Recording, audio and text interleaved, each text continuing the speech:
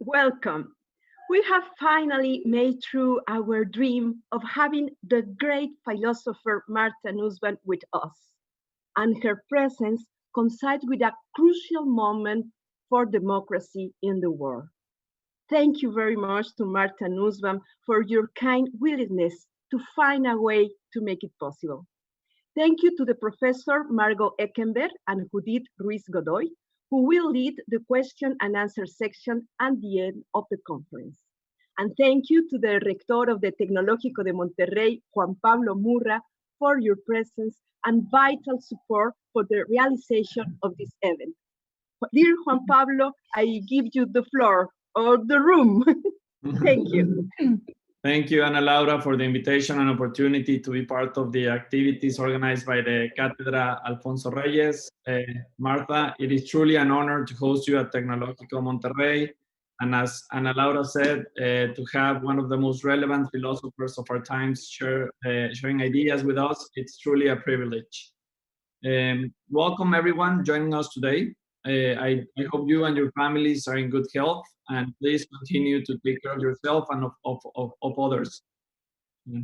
Through these dialogues, we reaffirm our mission at Tech to educate with a humanistic outlook. And at these complex and atypical times, it is necessary to pause, reflect, doubt, and rethink many things. A brief presentation of Martha, although I'm sure everybody knows her. She studied classical languages and theater at New York University. I'm a fellow NYU alum, so I'm very happy and by pride, and received her doctorate in law and ethics from the Harvard University. She currently holds the law and ethics chair in the Department of Philosophy at the University of Chicago School of Law.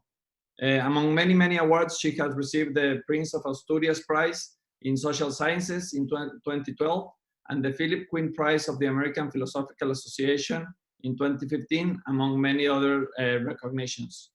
In our institution, we deeply value your contributions to the concept of human flourishing. 2 years ago, we redefined our vision to incorporate the aspiration of human flourishing as the ultimate goal of our academic and social mission.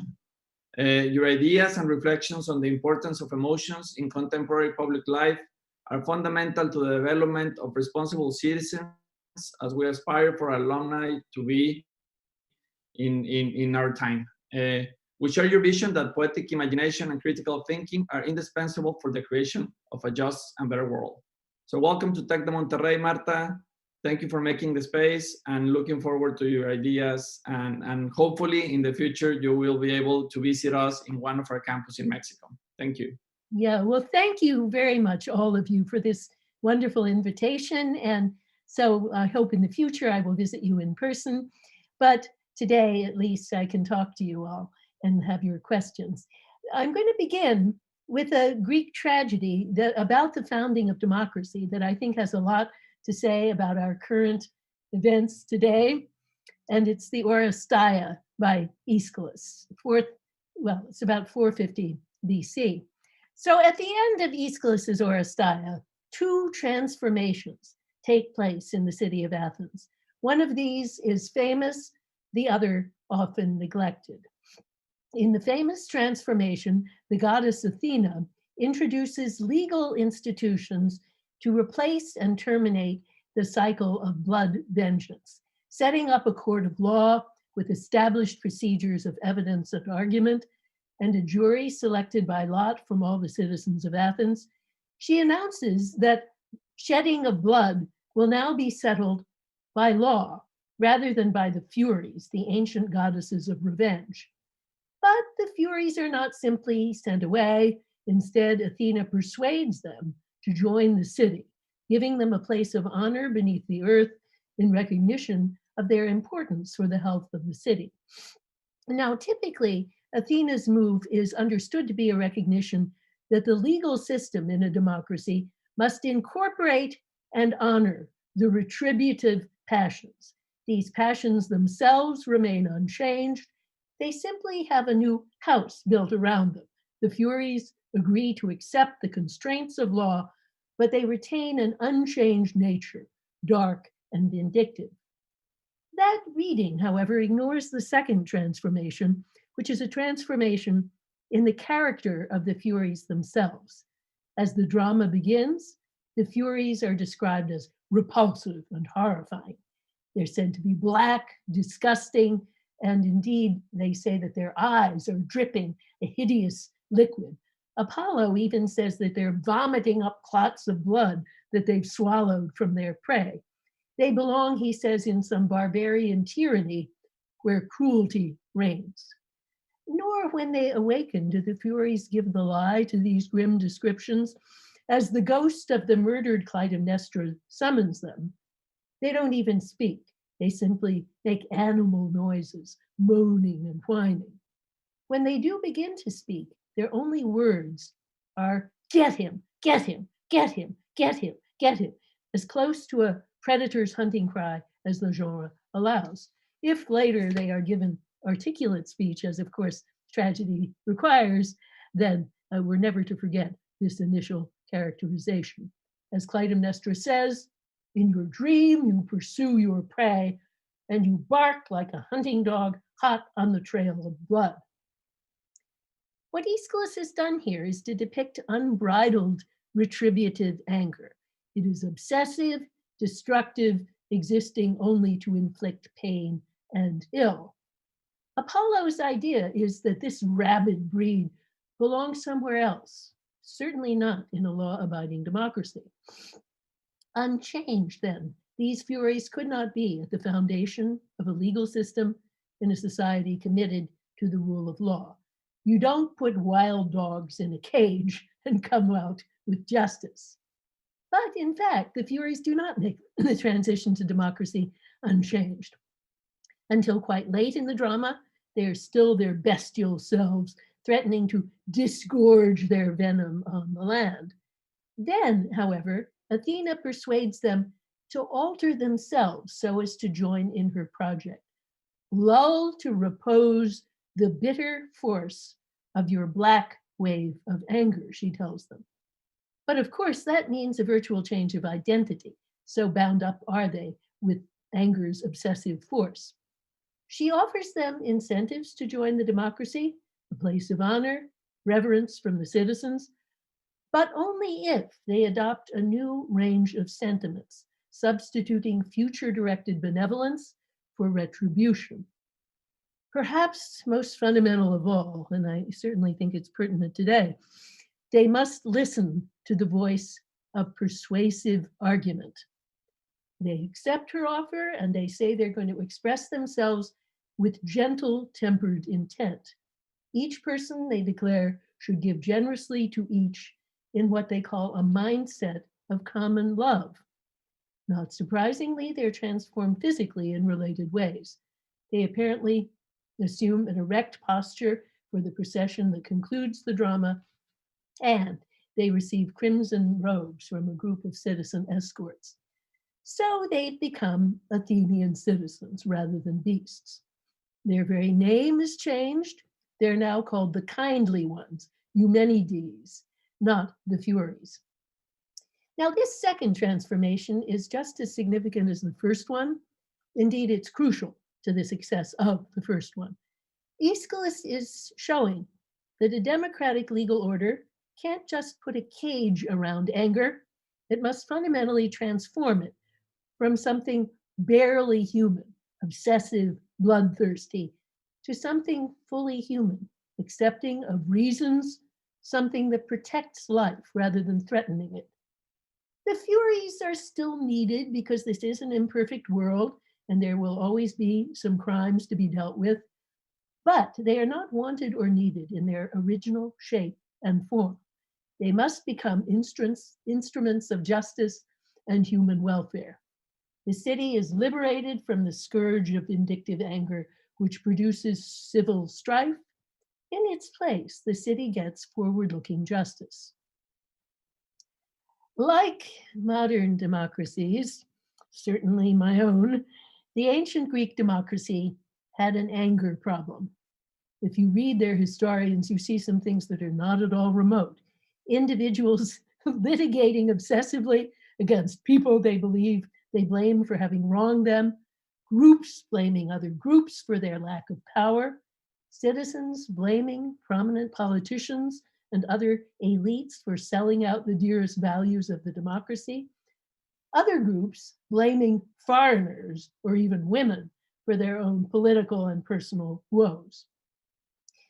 The anger that the Greeks and later the Romans knew all too well was an anger full of fear at one's own human vulnerability. The Roman philosopher Lucretius even says that all political anger is an outgrowth of fear, of the terror of each human baby who comes into the world helpless and, unlike all the other animals, can't do anything on its own to stay alive. Lucretius sees that as life goes on, vulnerability continues and even increases, since the awareness that we're going to die hits us hard at some point, making us realize that we're helpless with respect to the most important thing of all.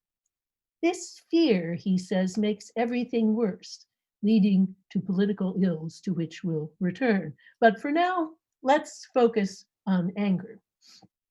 The Greeks and Romans saw a lot of anger all around them, but as classical scholar William Harris shows in a fine book called Restraining Rage, they did not embrace or value anger. They did not define manliness in terms of anger, and indeed, as with those furies, they tended to impute anger to women, whom they saw as lacking in full rationality. However much they felt and expressed anger, they also waged a cultural struggle against it, seeing it as destructive of human well-being and democratic institutions. The first word of Homer's poem Iliad is anger, the anger of Achilles that brought thousandfold pains upon the Achaeans. And the Iliad's hopeful ending requires Achilles to give up his anger and to be reconciled with his enemy Priam, as both acknowledge the frailty of human life.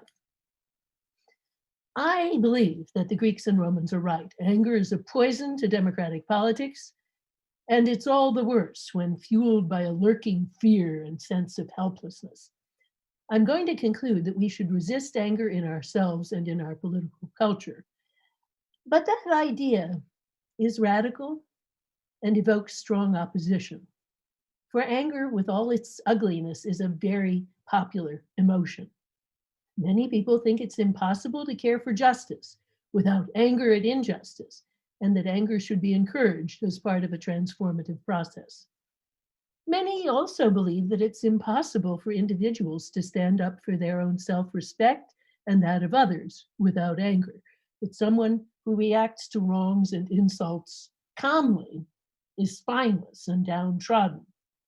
Nor are these ideas confined to the sphere of personal relations. The most popular position in criminal justice today is the position known as retributivism, which is to say that the law ought to punish aggressors in a spirit that embodies justified anger. And it's also very widely believed that successful challenges against great injustice need anger to make progress. But for a while, I'll ask you to continue in our Aeschylean skepticism, remembering that recent years have seen three noble and successful freedom movements conducted in a spirit of non-anger. Those of Mohandas Gandhi, of Martin Luther King Jr., and of Nelson Mandela. Surely people who stood up for their own self-respect and that of others, and who did not acquiesce in injustice. I'm now going to argue that a philosophical analysis of anger can help support these philosophies of non-anger, showing why anger is fatally flawed from a normative viewpoint, sometimes incoherent, sometimes based on bad values, and especially poisonous when people use it to deflect attention from real problems that they feel powerless to solve. So now what happens after this has 4 parts. So part 1, the roots of anger. Let's now come back to that baby whom Lucretius brilliantly described. Babies at birth don't really have anger as such, because anger requires causal thinking. Someone did something bad to me. Fairly soon, however, that idea creeps in. Those caretakers are not giving me what I desperately need. They did this to me. It's because of them that I'm cold, wet, and hungry. Experiences of being fed, held, and clothed quickly lead to expectations, and expectations to demands. Instinctual self-love makes us value our own survival and comfort, but the self is threatened by others when they don't do what we want and expect. Psychoanalyst Melanie Klein refers to this emotional reaction in infants as persecutory anxiety, since it is indeed a kind of fear, but coupled with the idea of a vague threat coming from outside. So I would prefer to use a simpler language and call it fear anger or fear blame. If we were not helpless, we would just go get what we need. But since we are initially helpless, we have to rely on others. They don't always give us what we need, and then we lash out, blaming them. Protest and blame are positive in a sense. They construct an orderly, purposive universe in which I am an agent making demands. My life is valuable. Things ought to be arranged so that I'm happy and my needs are met. That hasn't happened, so someone has to be blamed. But retributive anger all too often infects the thought of blame and of punishment. The people we blame ought to suffer for what they have done. Psychologist Paul Bloom has even shown that retributive thinking appears very early in the lives of babies, even before they begin to use language. Infants in his experiments show delight when they see the bad person, who is a puppet who is in the little play, is snatched something from another puppet, get beaten with a stick. Bloom calls this an early sense of justice. I would prefer to call it the internal furies that inhabit us all and that are not securely linked to real justice. The infant's idea looks like a version of the lex talionis, an eye for an eye. It's not hard to imagine that the crude idea of proportional payback has an early and maybe even an evolutionary origin. It's a leap to call this an idea of justice, and I think we should not make that leap. Part 2, defining anger. So let's now fast forward to human adulthood. People now experience and express not just primitive anger, but full-fledged anger. But what's that? Philosophers are fond of definitions which are useful to clear our heads. In this case, I think, helping us to separate the potentially promising parts of anger from those that lead to nothing but trouble. Back to the Greeks, let me talk for a bit about Aristotle's definition of anger, since more or less all the definitions of anger in the Western philosophical tradition are modeled on it. According to Aristotle, anger is a response to a significant damage to something or someone one cares about, and a damage that the angry person believes to have been wrongfully inflicted. Aristotle adds that although the anger itself is painful, it also contains within itself a pleasant hope for payback. So we have significant damage pertaining to our most important values, or what we might call our circle of cares, and we have wrongfulness. Those two elements, I think, are both true and uncontroversial. Those parts of anger can go wrong in specific and local ways. We might be wrong about who did the bad thing, or how significant it was, or whether it was done wrongfully rather than just accidentally. But often these parts are on target. More controversial, certainly, is the idea that the angry person always wants some type of retribution or payback, and that this is a conceptual part of what anger is. Now, all the Western philosophers who talk about anger, and indeed a bunch of non-Western philosophers too, include this wish as a conceptual element in anger. But still, we need to stop here because it's not obvious. Now, we should understand that the wish for retribution can be a very subtle wish. The person doesn't need to wish to go out and take revenge herself. She may simply want law to do it for her, or even some type of divine justice. Or she may even more subtly simply want the wrongdoer's life to go very badly in the future, hoping, for example, that that second marriage of your betraying spouse is a dismal failure.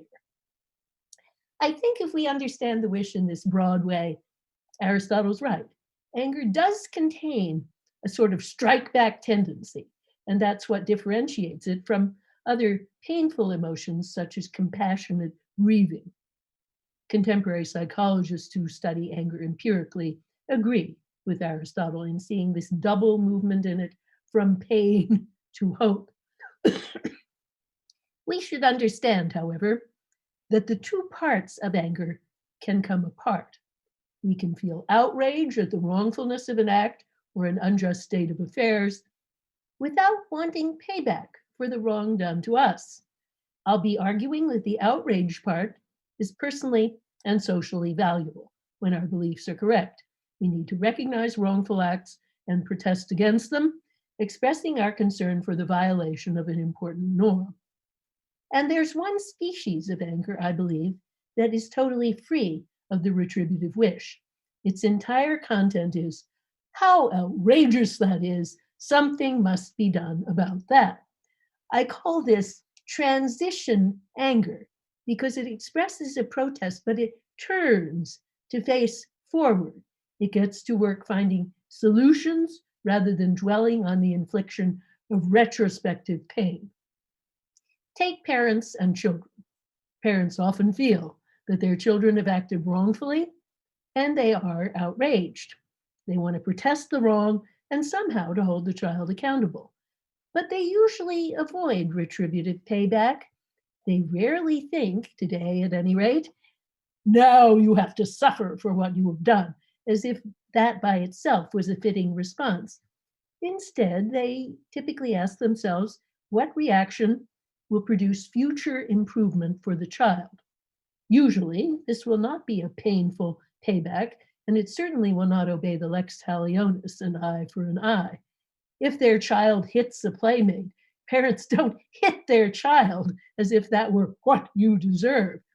Instead, they choose strategies that are firm enough to get the child's attention and that express clearly that and how what the child did was wrong. And they give positive suggestions for the future. So loving parents typically have the outrage part of anger without the payback part, where their children are concerned because they love them.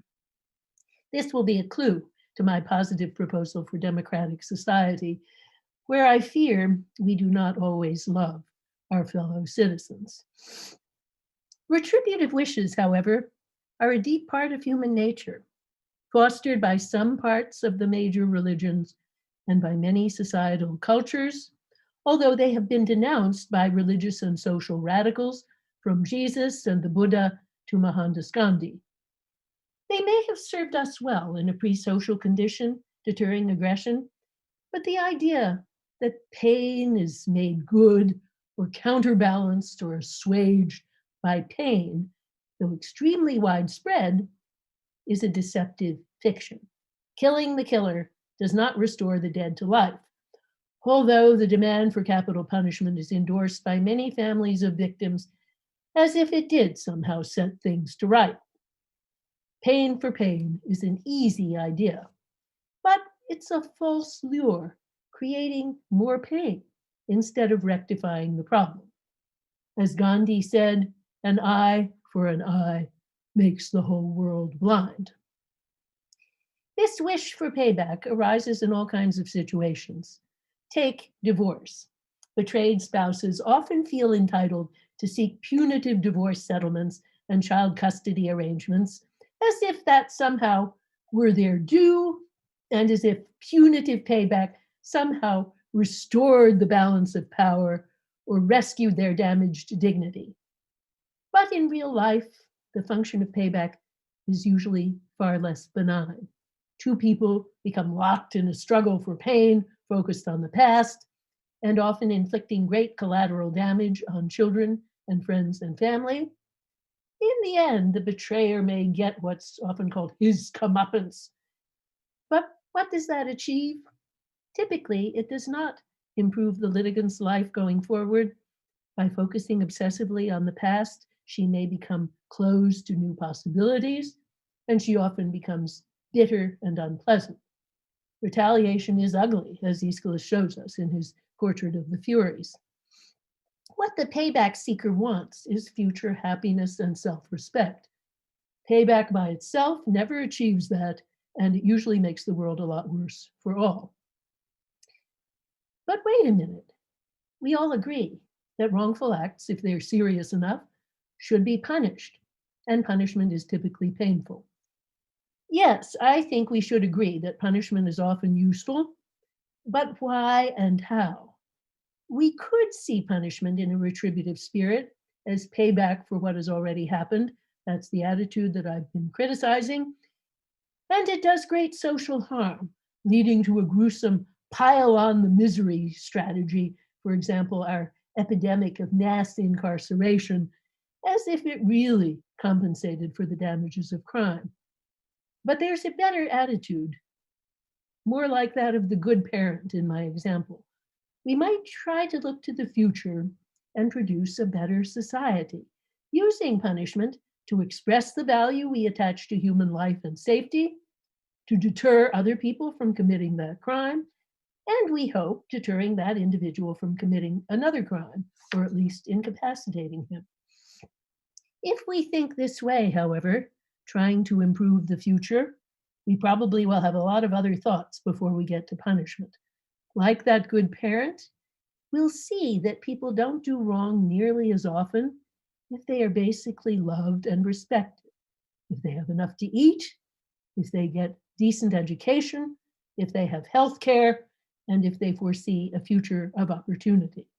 So thinking about crime should lead us in the direction of designing a society in which people have fewer incentives to turn to crime. If they do, despite our best efforts, then we take that seriously for the sake of the future. There's one more part to Aristotle's definition. He says that anger is always a response not just to any old kind of damage, but only to the type that he calls a down ranking. Now, I think this is not true all the time. I can get angry at wrongs done to other people without thinking of them as down rankings of myself. So later philosophers hold on to the other parts of Aristotle's definition, but they drop this restriction. Anger can be a response to any wrongful act, not just a status injury. Still, let's look at Aristotle's idea, because it does cover surprisingly many cases of anger, as empirical research shows. The status idea is important because it is the one case, I believe, where payback really gives you what you want. If what you are focused on is not the murder or the theft or the rape, but only the way it has affected your relative status in the social world, then by pushing the wrongdoer relatively down, you do push yourself relatively up. And if relative status is the only thing you care about, you needn't be worried that the underlying harms caused by the wrongful act, the murder or the rape or whatever, have not been made good. So if you're only thinking about relative status, payback sort of makes sense. Many people do think this way, and that may help explain why payback is so popular and why people don't quickly conclude that it's an empty diversion from the task of fixing the future. But first, what is wrong with the status idea? Focus on relative status was very common in ancient Greece. Indeed, it explained Achilles' anger when Agamemnon insulted him by taking away his woman. Focus on status was common too at the founding of the United States, as Lin-Manuel Miranda's brilliant Hamilton reminds us all.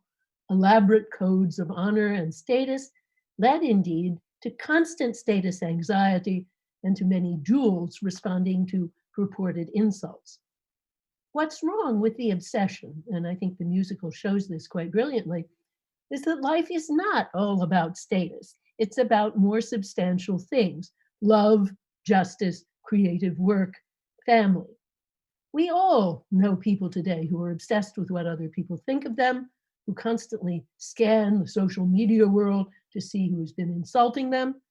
Social media actually encourage this obsession as people count the number of likes some post of theirs has gotten, and so on.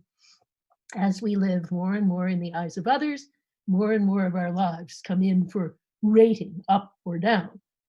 But isn't this obsession with status a sign of fear and insecurity?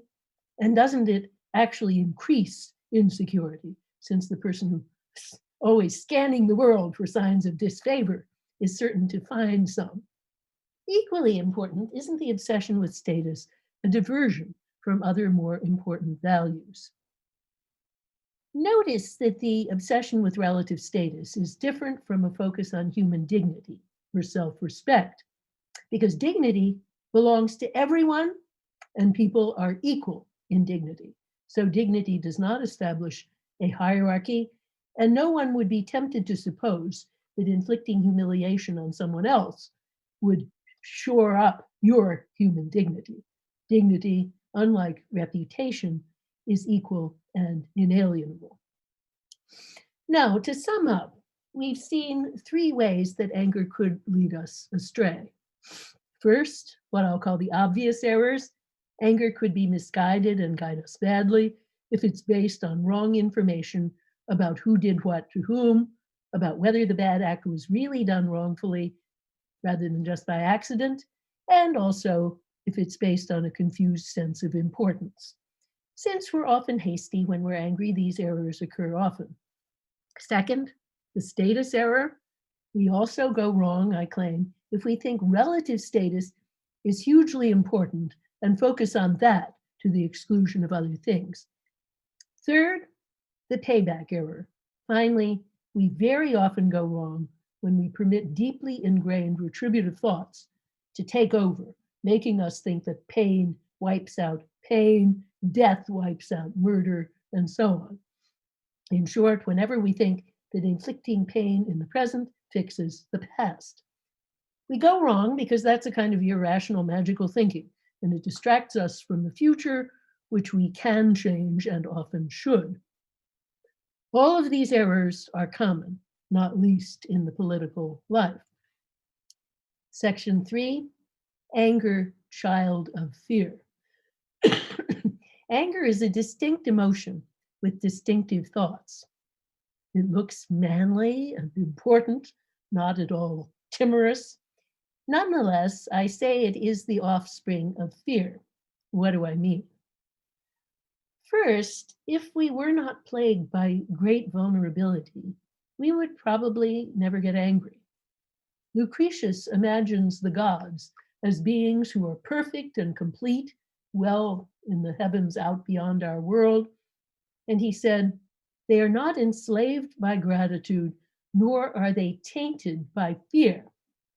If anger is a response to a significant damage inflicted by someone else, on you or on someone or something you care about, then a person who is complete, who cannot be damaged, has no room for anger. And of course, Judeo-Christian pictures of divine anger imagine God as loving humans and therefore as deeply vulnerable to their misdeeds. Some moral reformers have urged us to become like Lucretius's gods. The Greek Stoics thought that we should learn not to care at all about what they called the goods of fortune, that is to say, anything that can be damaged outside our own control. Well, then we'd lose fear, and in the bargain, we lose anger. Gandhi's views were actually very close to those of the Stoics. The problem, however, is that in losing fear, we also lose love. There's nothing that makes us more vulnerable than loving other people or loving a country. So much can go wrong. In 1/2 year, the Roman philosopher and politician Cicero lost the two things he said he loved most in the world when his daughter Tullia died in childbirth and the Roman Republic collapsed into tyranny. Even though his friends thought his grief excessive and urged him to be a proper Stoic, He told his best friend Atticus that he could not stop grieving, and what's more, he didn't think he ought to. Taking the measure of love fully means suffering. So the solution that wipes out both fear and anger with one stroke is not one, I think, that we should accept. Keeping love means keeping fear. And though this doesn't necessarily mean keeping anger, it makes it a lot harder to win the struggle against anger. Fear is not only a necessary precondition for anger, it is also a kind of poison or an accelerant poured on the anger, feeding the various errors. When we're afraid, we jump to conclusions, lashing out before we've thought carefully about the who and the how. When problems are complex and their causes poorly understood, fear often leads us to pin blame on individuals or groups, conducting witch hunts rather than pausing to figure things out. Fear also feeds the obsession with relative status. When people feel bigger than others, they think they can't be destroyed. But when people protect their vulnerable egos with thoughts of status, they can easily be goaded into anger because life is full of insults.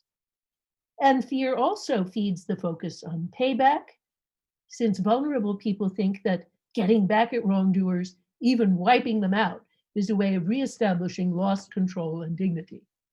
Lucretius even traces all wars to fear. He omits the obvious possibility that war may be caused by a reasonable reaction to a real threat to our safety and our values. So I think we shouldn't accept his analysis fully. I'm not a pacifist, nor were my primary heroes of non-anger Martin Luther King Jr. and Nelson Mandela. Gandhi, I think, made a great mistake by endorsing total pacifism, even about World War II. But even just wars, such as I believe the Second World War to have been, are often marred by zeal for the blood of the aggressor. And one could certainly argue that episodes such as the bombing of Dresden were motivated by payback rather than sound policy. Great leaders understand that we need to retain and fortify the spirit of determined protest against wrongdoing without comforting ourselves with retributive thinking. The brilliant speech in which Winston Churchill said, "I have nothing to offer but blood, toil, tears, and sweat," refers to danger, to struggle, and to a willingness to accept great pain in order to preserve democratic values. It is conspicuous for its utter lack of retributivism. Churchill does not say that obliterating the Nazis will remove the threat to freedom. Freedom is beautiful, and we must be prepared to suffer for it, but we must focus on defending what we love rather than, as Aeschylus' Furies say, disgorging our venom upon the land. Churchill's speech is of a piece with the best Allied efforts to rebuild Germany post-war. And we can now see the wisdom of that course, as Germany is certainly among our most valuable allies. Last section 4, protest without payback.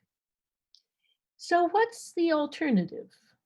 We can keep the spirit of determined protest against injustice while letting go of the empty fantasy of payback. This forward-looking strategy includes protesting wrongdoing when it occurs, but not imputing wrongdoing where there is instead the murky thicket of the global economy to manage, outsourcing and automation to reconcile with our citizens' welfare. Never seizing hold of blame as a substitute for a feeling of powerlessness, but also not yielding to despair. So to conclude, I want to study just one example of protest without payback, the ideas of Martin Luther King Jr., who contributed so much to my society's ongoing struggle with racism and its search for justice. King always said that anger had a limited usefulness in that it brought people to his protest movement rather than sitting home in despair. But once they got there, he said, the anger had to be, and he used two words, purified and channelized. What he meant was that people must give up the payback part of anger and yet keep the spirit of justified protest. Instead of retribution, they need hope and faith in the possibility of justice. In an early essay, he says that the struggle for racial integration will continue to encounter obstacles and that these obstacles can be met in two very different ways. So I'll read a bit of it. One is the development of a wholesome social organization to resist with effective, firm measures any efforts to impede progress. The other is a confused, anger-motivated drive to strike back violently to inflict damage. Primarily, it seeks to cause injury, to retaliate for wrongful suffering. It is punitive, not radical or constructive. King, of course, was characterizing not just a deep-seated human tendency, but the actual ideas and sentiments of Malcolm X as he understood them. King insisted always that his approach did not mean acquiescing in injustice. There's still an urgent demand, there's still a protest against unjust conditions, in which the protester takes great risks with his or her body in what King called direct action. Still, the protester's focus must be on the future that all must work to create together, with hope and with faith in the possibility of justice. King, in short, favors and exemplifies what I've called transition anger, the protest part of anger without the payback. To see this better, let's briefly look at the sequence of emotions in his famous I Have a Dream speech.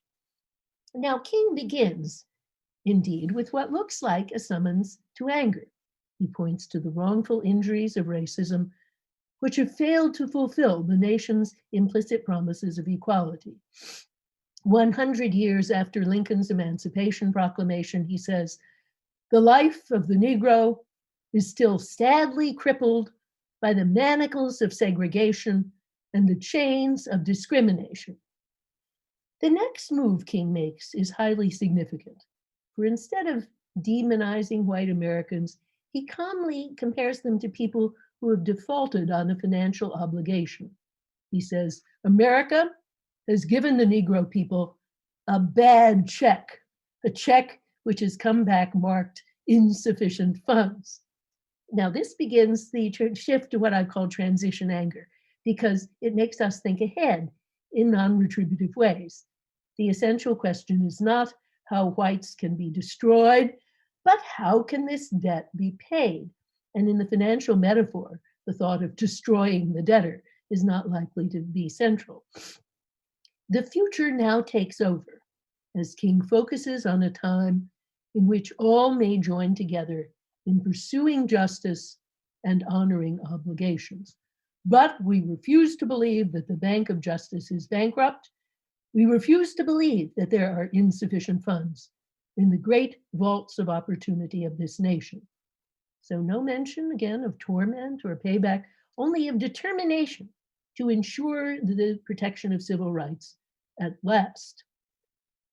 King reminds his audience that the moment is urgent and that there's a danger of rage spilling over, but he repudiates that reaction in advance.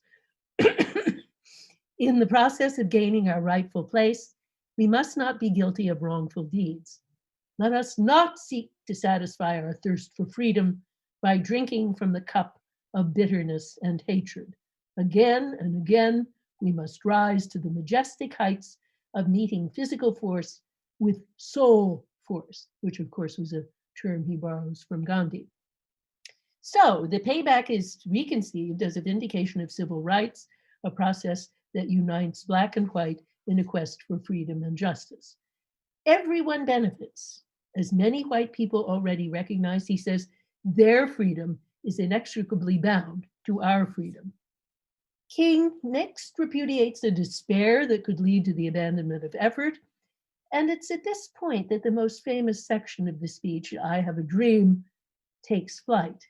And of course, this dream is not one of retributive punishment, but a beautiful dream of equality, liberty, and brotherhood.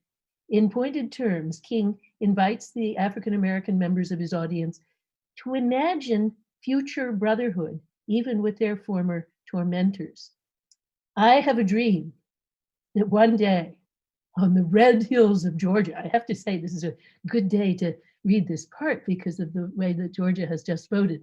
On the red hills of Georgia, the sons of former slaves and the sons of former slave owners will be able to sit down together at the table of brotherhood. I have a dream that one day, even the state of Mississippi, a state sweltering with the heat of injustice, sweltering with the heat of oppression, will be transformed into an oasis of freedom and justice. I have a dream that one day, down in Alabama, with its vicious racists, with its governor having his lips dripping with the words interposition and nullification, one day, right there in Alabama, little Black boys and Black girls will be able to join hands with little white boys and white girls as sisters and brothers. Now, there is indeed outrage in King's speech, and the outrage summons up a vision of rectification, which might easily have taken a retributive form. But King gets busy right away, reshaping retributivism into work and hope. But how, sanely and really, could injustice be made good by retributive payback? The oppressor's pain and lowering do not make the afflicted free.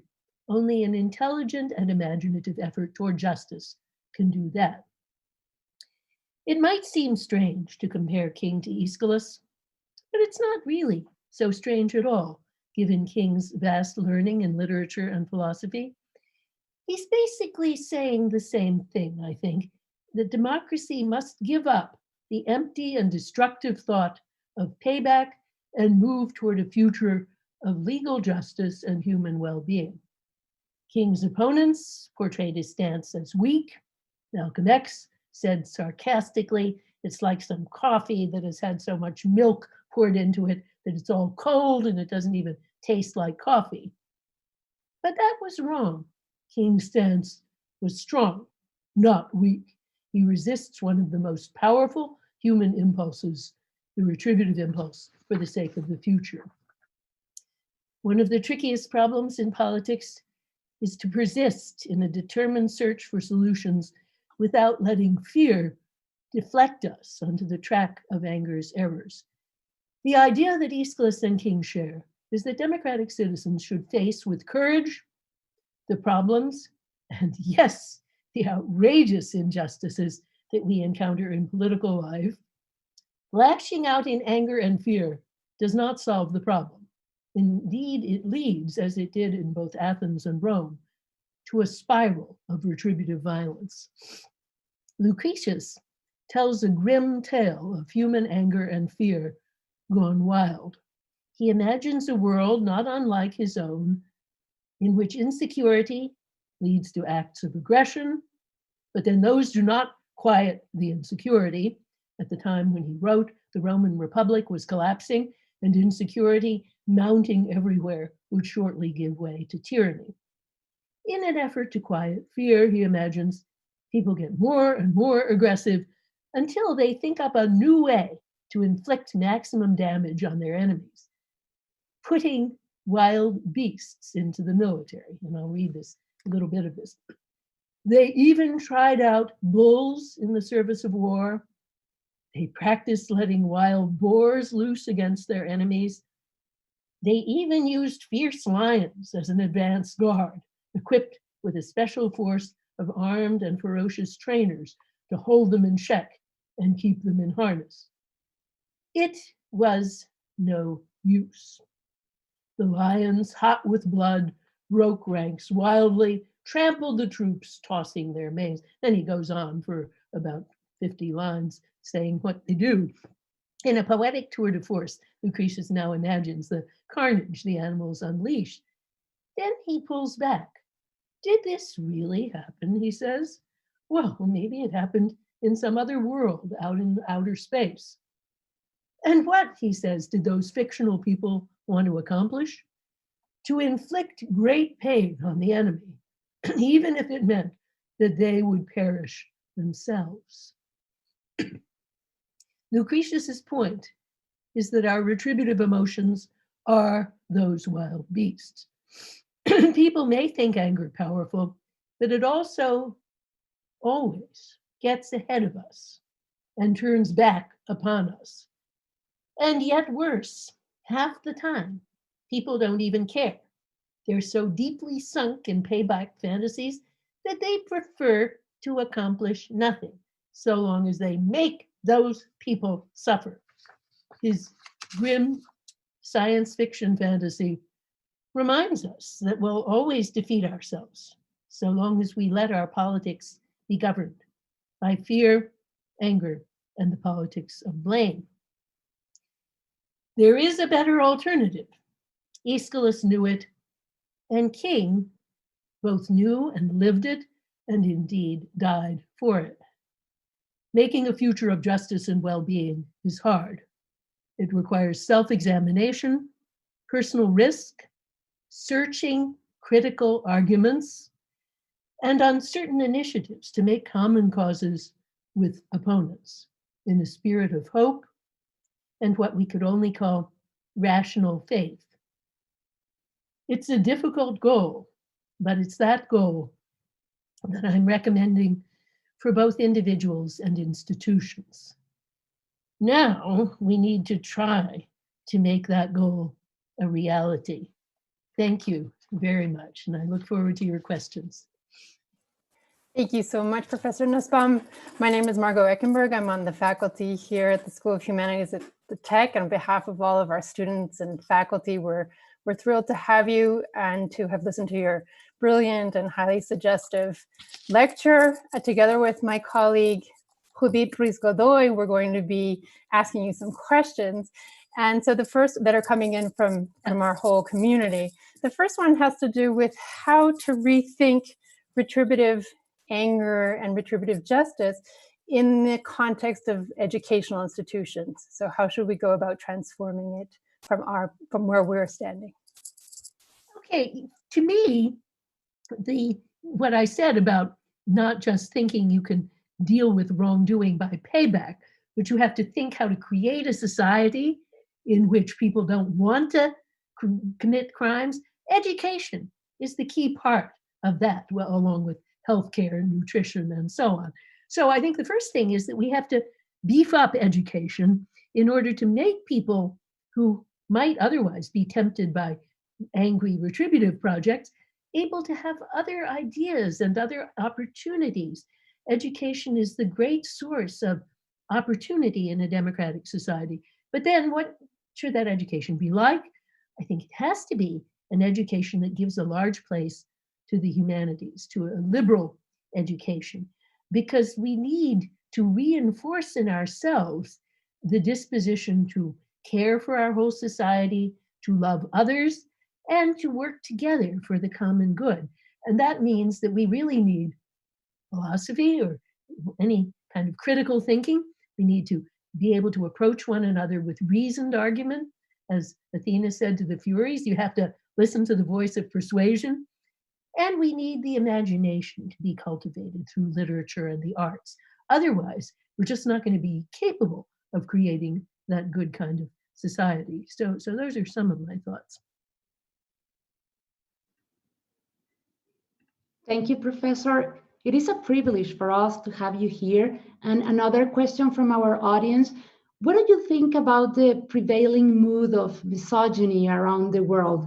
I mean, we have had progress in certain areas in universities, perhaps, but what do you think? Do we have hope, or how to create hope around this topic? Yeah.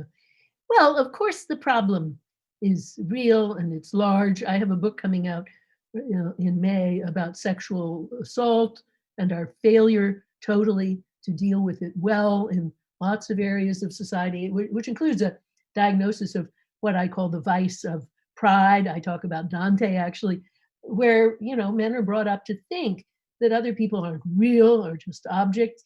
So this is a very widespread vice among men, and not only men, but certainly it's gendered.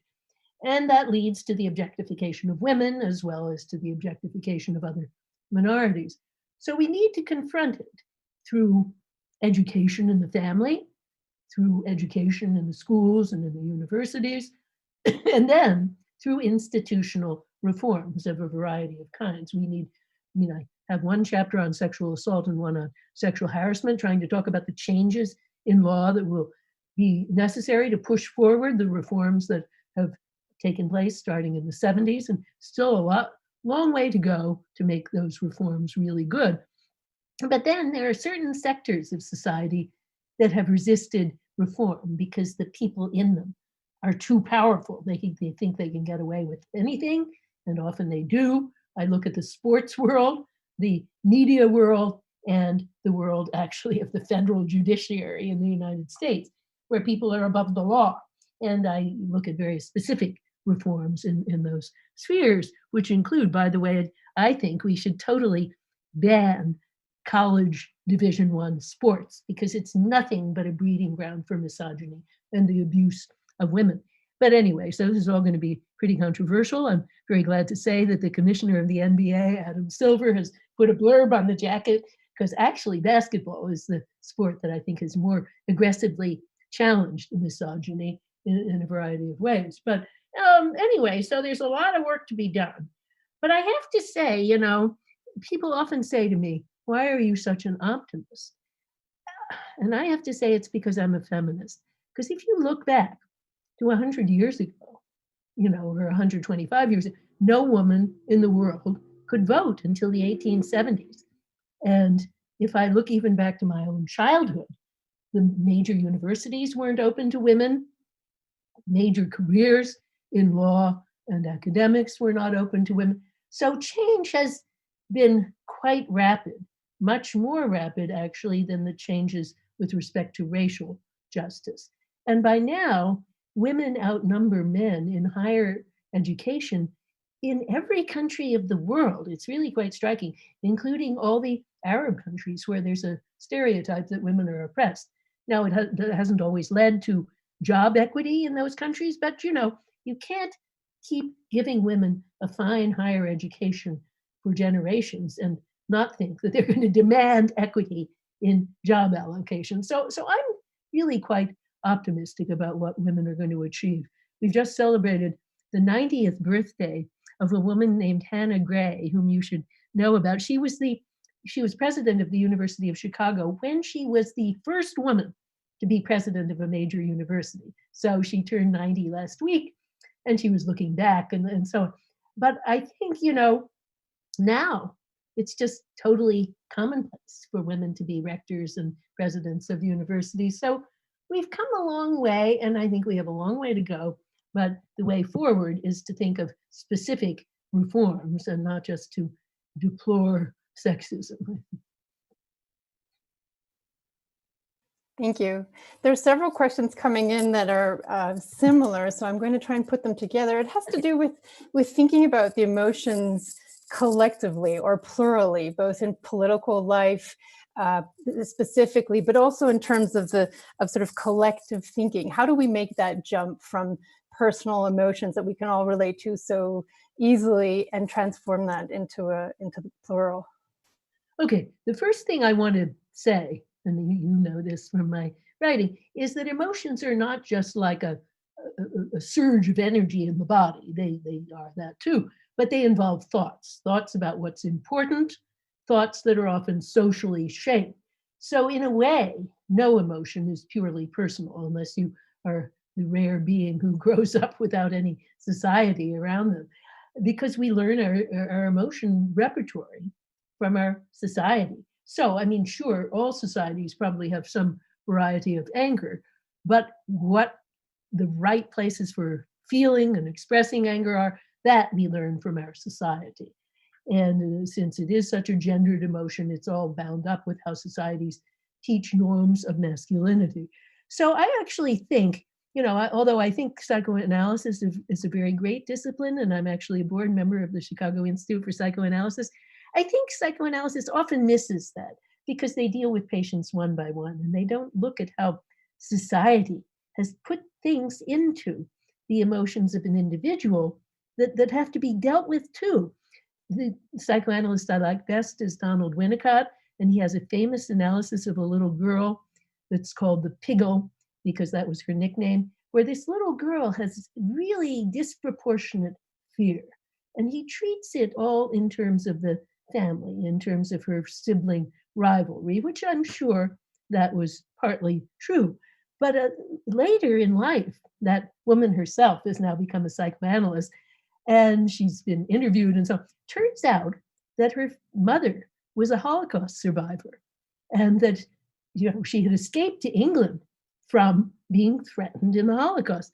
So certain images that turn up in Gabrielle's dreams, such as this dark train that's taking her to death, of course, that may come from the talk in the household of the trains going to Auschwitz and so on. So here's a case where the outside had a big role to play in shaping the inside fear, but the analyst, the great analyst, didn't even recognize it because he didn't really know the outside background. So when I give lectures, I always have to emphasize the need to grapple with both. And I think, the family is terribly important, but the family is not an island. And so can't protect children from imbibing the emotional repertoire of the culture. So this has a bearing on the last question, because if we want to stop, let's say one has male and female children, and we know that in our society, even experiments show that the crying of an unmarked baby is coded as fear if the subject believes that it's a little girl. It's coded as anger if the subject believes that it's a little boy. If we want to avoid that gendered emotion structure from taking hold in our children, there's a lot that parents can do by reading good paradigms and by being the right kinds of people and not reproducing gender roles that are dysfunctional. But the outside society is there, and the child is not in a bubble. So the child will go to school. So the parent's job is unending. You have to kind of keep being a counterculture to the culture of the schools and the rest of the society. And then, of course, if there is a mass movement of some sort, the danger is that this mass movement, where there is a real kind of emotional contagion, will reinforce the bad and not the good. So it's very important, I think, for leaders of mass movements, and King was a great one, to really discipline their own emotions first and to impose a really strict discipline on their followers. King really drilled people in non-angry responses to violence for months before they would be allowed to go on a protest march. And although the protest marchers in my country are mostly followers of King, they really haven't prepared. They don't have that kind of discipline, so they can't resist the impulse in many cases to a useless exercise of violence. And then, of course, we have other mass movements that are all built on vindictiveness and misogyny. So a leader has a great responsibility, and that is to model, I think, in the first instance, non-anger and non-payback. In my book, I actually give credit to George Bush. I don't want to seem too partisan.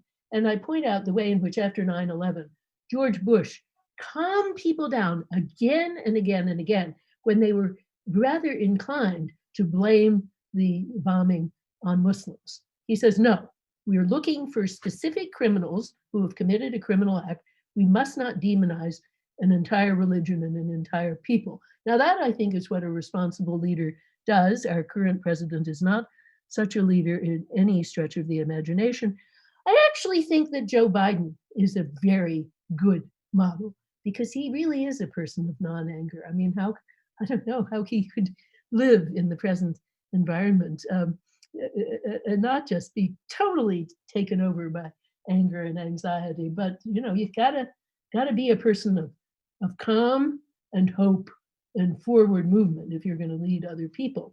And then you have to hope that you can have that effect, not just you alone, but you and lots of other people who support you.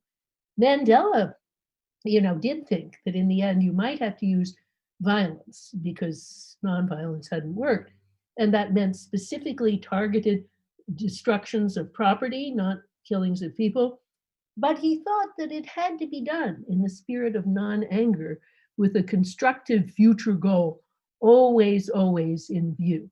And again, he resisted the mass, even his own party tried to raise up and say, oh, we must decertify the rugby team, we must do this and that. And he always said, no, we must do what will make a peaceful and united future for South Africa. And because he had such personal force, he was able to prevail over the surge of mass emotion. It's very, very difficult. Yeah. So I guess that's all I'll say for now. Oh, I'll say one more thing, though. I think the arts are enormously helpful. I think one way that King transmitted the norms of non-anger was through the gospel music that he used in his movement. And it's a constant source of both hope and faith, but in a non-violent way. Most of the famous gospel hymns depict struggle and suffering, but they typically don't draw on the more destructive and retributive parts of the Bible, like the book of Revelation. They really draw on the prophetic books. And I think, it's a great source of hope.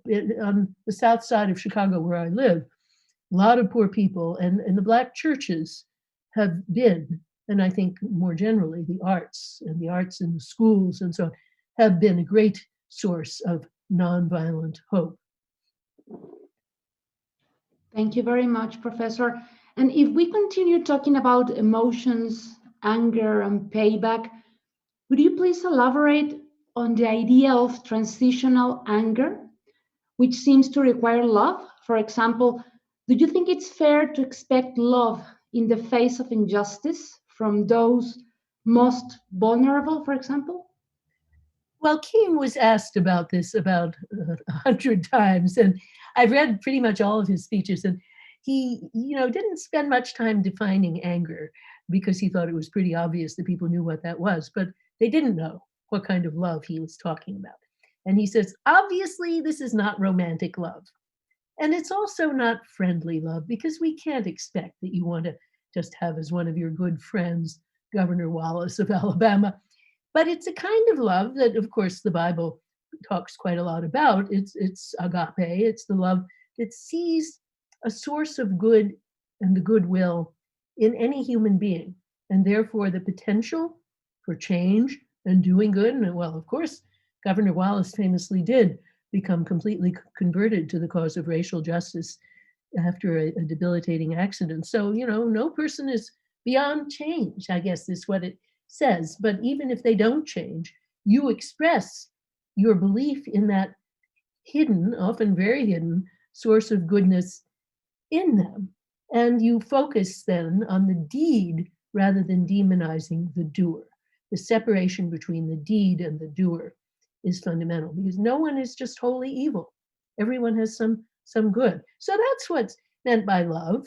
And I think, again, the arts can reinforce this greatly by giving images of a kind of shared love that we can attain, even though there are a lot of people that we do not like. And, we certainly can find plenty in my society.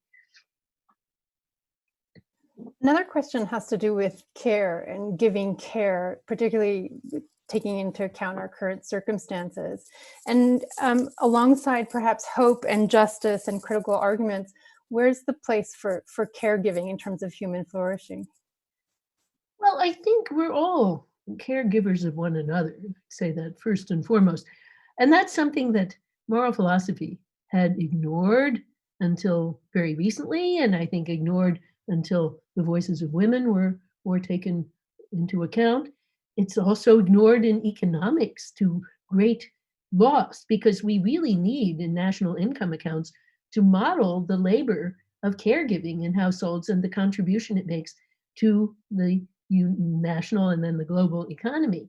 Household labor is usually not paid, and yet it makes a huge contribution to the family. And yet, if a woman gets killed in a car accident and the family wants to sue for damages, they say, oh, her career was worth zero, so you get zero compensatory damages. So this is a big problem in economics, is the proper financial evaluation of care labor. And then, larger problem in society is, how do we get care labor to be dignified and taken seriously if people do it as their career? And how do we fix careers so that the people who do the care labor, who are usually women, are not hobbled by it in their quest for other expressions and other contributions? Right now, it's a big problem. I'm sure you may have seen, it's been written about quite a lot during the pandemic. All of a sudden, kids are at home and they have to learn virtually. And so who's doing that with the kids? It's usually the mother. And I mean, to some extent, it's social. To some extent, it may be biological if the child is still being nursed or whatever. But, you know, husbands are still not helping enough. And the structure of careers is not helping enough. For a long time, we've been saying it ought to be possible for people who are working to work at home and telecommute and combine household labor with working for a law firm or whatever. Now we see that it can be done, and pretty much all of us are working from home. I'm sitting here in my home, and all my colleagues too. But the trouble is then, if there are children in the home, or if there are aging parents who also need care, who's doing it, and is it allocated in a way that's just? We haven't really thought very well about that as a society. I think some countries have. The Nordic countries, I think, have thought better about this, where aging people, they have provisions of in-home visitation so that aging people can continue living in their homes rather than being sent to nursing homes and so on. But still, we're in our infancy in figuring this out. One thing we need to do certainly is to make more men have as their expectation not only childcare but also elder care. But we also have to fix the structure of work. My law students, I teach both philosophy students and law students, and the worlds are totally different, actually. The philosophy students, I mean, the graduate students, it's a pretty gender equal world. And the men are doing childcare, the women are doing childcare, faculty and the graduate students. But the law world is not like that at all. It's very gendered. The reason being that the law firms tell women that if they're going to have babies, they don't make partner. They have to be on what's called the mommy track. And there's no reason for that. Of course, they do have to have children at a certain time. That is an inflexible fact of biology. But they need more support from the firms. So I have so many female students. I teach a class, feminist philosophy, that's mostly law students. And, you know, they learn all these theories, but what are they going to do when they get to the law firm? They can't tell the partners, these are my theories. And so, you know, the law firms really push them. Either they postpone having children, which often means they have fertility issues and they're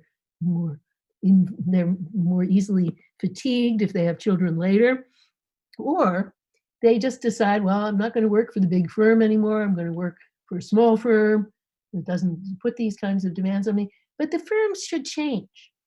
And it's very hard for any organization that's dedicated to maximizing profit, which I'm afraid really large law firms are engines of profit, to change its structure in order to be more just for women. There are exceptions. I mean, I could certainly name law firms that women should go to if they really want to be treated justly, but it's very discouraging.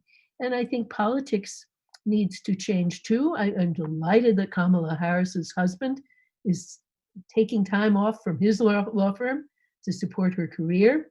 That's quite an amazing example, as indeed is the fact that Biden's wife, Jill, taught as a teacher in school all the time that he was vice president. Now she's going to teach all the time while he's president. So these examples mean something, but you know, a few examples don't change the whole world, unfortunately. So we have to really keep working on that.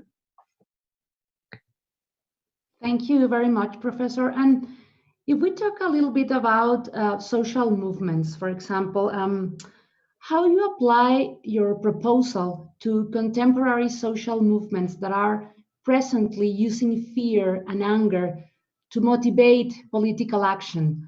Quoting Greta Thunberg, she says, "We have to understand the emergency of the situation. Our leadership has failed us. Young people must hold older generations accountable for the mess they have created. We need to get angry and transform that anger into action. Based on your book, what do you recommend to them? Well, look, I think that there is, and I say this in my book, a good role for fear when the beliefs about the threat are correct and we're not being fooled and we don't end up finding some scapegoat who's not the real problem. And so in the environmental movement, yeah, we should worry about global warming and the terrible plight of numerous animals and all the things you know about. And that fear should motivate us to take constructive action. Now, I think it's okay to talk about anger if it's anger of the sort I've mentioned, and I think in her speech it probably is. That is an anger that looks forward and says, this is outrageous what we're doing now, let's do things differently. And then that's combined with positive strategies. So, I think the environmental movement is usually pretty good in this respect. I don't, you could find parts of it that are too oriented to payback, but my daughter, who died last year, was an animal rights lawyer, and so I know the world pretty well, and they used certainly appeals to fear, rightly. I mean, this species is threatened, what will you do, and so on. But they do not use a kind of payback anger. What sense would it make to just destroy people? No, we need to find intelligent strategies for stopping global warming. One of the biggest problems that, unfortunately, marine mammals are one of the most endangered types of wildlife in the world because the oceans are so full of plastics. And this was something my daughter particularly worried about. But, there we have fear on behalf of these glorious creatures who are being stuffed with plastic and then they die. But what can we actually do? Now it's very hard because if there's to be any action, it has to be international, really. And the International Whaling Commission is not a very strong body. And then the thing is, it's already there. So it's not just not putting more plastic in, but it's cleanup. So that figuring out the strategies is very, very difficult. And here's where people might either just give up and say, well, it's too bad, it's too late. Or they might just, turn in some other direction, trying to be retributive against somebody they blame for having created the problem. Now, this is a problem that actually I don't think was created by anyone with bad intent, because we didn't have any idea that these plastics would cause this kind of problem. So instead of looking back and looking for the bad guy, we need to look forward and think, how are we ever going to fix this problem? And I think this is what Greta Thunberg is actually doing.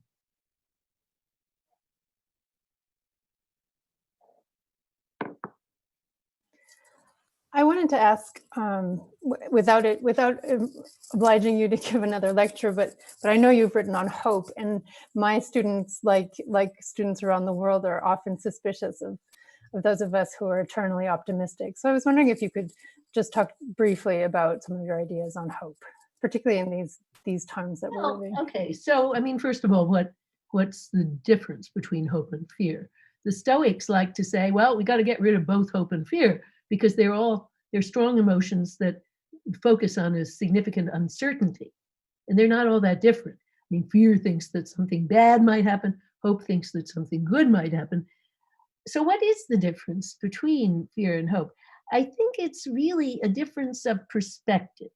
There's a way of seeing the glass as half empty, and there's a way of seeing it as half full. And if your relative is in the hospital, you can always, of course, you're bound to have fear anyway. You can focus on the fear and, oh, bad might happen, but you can also focus on hope. But then there's a difference in what you do. It's only if you have hope that you're going to take action that is dedicated to making the good more likely to occur. For this reason, Immanuel Kant thought we had a practical obligation to cultivate hope in ourselves. And this is how he argued. He said, well, we're obliged to do good for the sake of humanity. We won't do good unless we think it might actually make a difference. We don't know whether it will make a difference, so we can't give a reasoned sort of deduction that we could make a difference. So all we can do is cultivate hope for uncertain good outcomes. But then he says, since we are obliged to do good, that's the only way we will do good, then we're obliged to cultivate hope. I think that's about right. I mean, we can't justify hope. You can't say, well, it's not a matter of the probabilities, because you can have hope in a very dire situation. You can have fear in a situation that's not very dire at all. But, you know, the hope is better because it motivates you to do things that themselves will be better. And people can call you a fool, but it doesn't matter if you engage yourself to do good. Thank you very much, Professor. And this is our last question. And it has to be with the virus, the COVID-19. How does the monarchy of fear change in a moment of crisis? For example, in the present, in the pandemic. What do you think about it? Well, I mean, it really illustrates so many points. The point I just made, because we could focus on the possibility of the vaccine. And of course, many scientists have been heavily motivated by hope, and rightly so. And it looks like they're actually on the verge of achieving something quite remarkable. But of course, it's also an occasion where fear of the unknown has taken people over.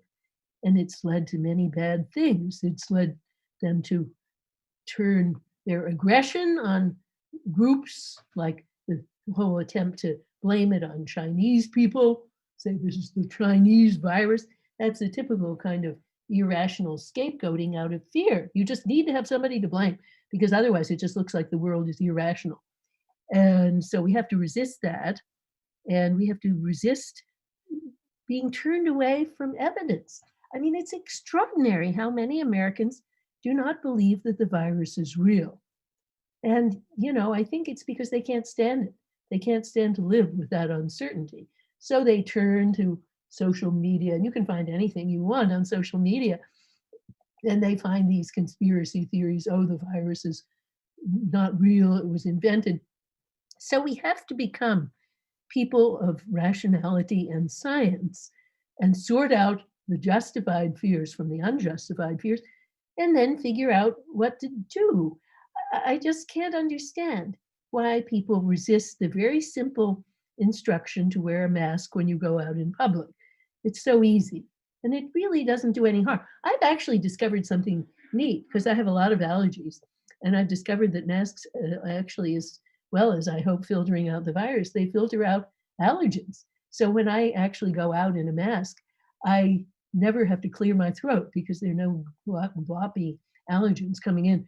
But anyway, it's not a problem, but people just feel, they attach a symbolic importance to it. Oh, we won't let our freedom, with the capital F, be diminished. It's some kind of macho assertion of masculinity, and it makes no sense. I mean, if you want to jeopardize your own health, fine. People are entitled to do that. But the minute that you're jeopardizing the health of other people around you, you don't have the right to do that. So I just can't understand why people don't understand that. But they really, really don't. And I mean, in Chicago, I think our mayor and our governor have been pretty effective in communicating with the public. I would say particularly our mayor, because she really has the trust of minority communities. And she really has been, when I go out in Chicago, I see everyone wearing a mask. But, you know, there are suburbs that I might go to and I see nobody wearing a mask. So it's very strange that people do need good models of rationality and science and caring. It's all about caring. Why can't we care for one another? That's one thing. We can't keep our loved ones totally safe from harm, but we can certainly care for one another and the loved ones of other people by wearing a mask. And so I think those simple things we can do, but why do people not do it? It's very upsetting, actually. Thank you very much, Professor. We sadly ran out of time. We deeply thank Professor Nussbaum for her wonderful lecture. Professor, it's been a huge pleasure to have you here. Thank you for your time.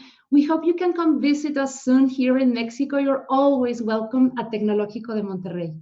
Oh, thank you very much. I'd love to visit you, and I say hello to all the students and everyone else who's out there. Thank you, and great questions. I really love the questions, and wonderful to meet all of you. So you have a very good day. I don't know if you have Thanksgiving holiday coming up. Does Mexico have?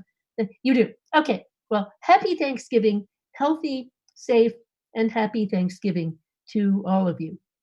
Okay. Thank you very much, Professor. We also want to thank our audience, our students and teachers for joining us this afternoon. Thank you for your interesting questions. And we hope to see you soon at the next event of the Cátedra Alfonso Reyes. Good afternoon. Until the next time. Okay. Thank you. Thank you so much. It was a pleasure. Listo. Listo.